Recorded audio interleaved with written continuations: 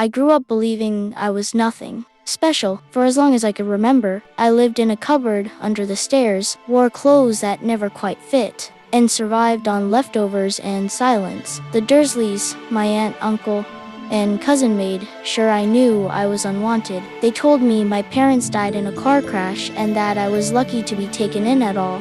But strange things always happened around me, things I couldn't explain. Glass vanished, hair grew back overnight, and somehow, deep inside, I always felt different. Everything changed on my 11th birthday. Letters began arriving, hundreds of them addressed to Harry Potter. The cupboard under the stairs, the Dursleys tried to stop them, but you can't outrun destiny. That's when Hagrid arrived, half-giant, booming voice, kind eyes, and told me the truth. I wasn't ordinary. I was a wizard. My parents weren't killed in an accident. They were murdered by the darkest wizard who ever lived, Lord Voldemort, and somehow I survived him. When I stepped into Diagon Alley, it felt like the world finally made sense. Wands choosing wizards, vaults filled with gold I never knew I had, a snowy owl named Hedwig.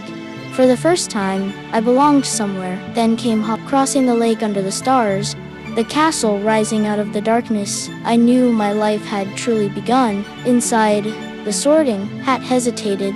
Slytherin whispered to me, but I begged not to go there. I was placed in Gryffindor, where I met Ron Weasley and Hermione Granger, my first real friends. Hogwarts wasn't just spells and potions. It was discovery, flying lessons, secret corridors, talking portraits, but it was also danger. I learned that the wizard who killed my parents was still out there, weakened but alive, and somehow I was connected to him. The moment I became the youngest seeker in a century, flying felt like freedom. The crowd disappeared, the broom obeyed my thoughts, and when I caught the golden snitch, I felt like I'd finally proven I wasn't just a boy who lived. I was someone who could stand on my own. But something dark was happening inside A mysterious object of Philosopher's stone was hidden within the castle. It could grant immortality, and someone was trying to steal it.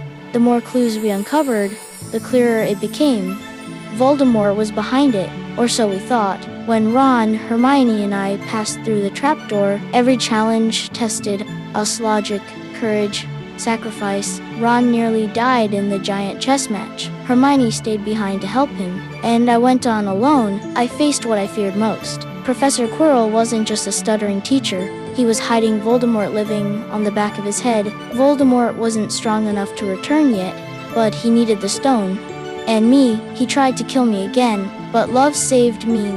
My mother's sacrifice burned Voldemort when he touched me. I didn't understand it fully then, but I survived once more. When I woke in the hospital wing, Dumbledore explained everything. The stone was destroyed, Voldemort fled again, and Hogwarts was safer now. At the end of the year, Gryffindor won the house cup, not because of power, but because of bravery, loyalty, and choice. As I returned to the Dursleys for the summer, I realized something important. I still had darkness ahead of me. I still had enemies, but now I had a home, and this was only the beginning.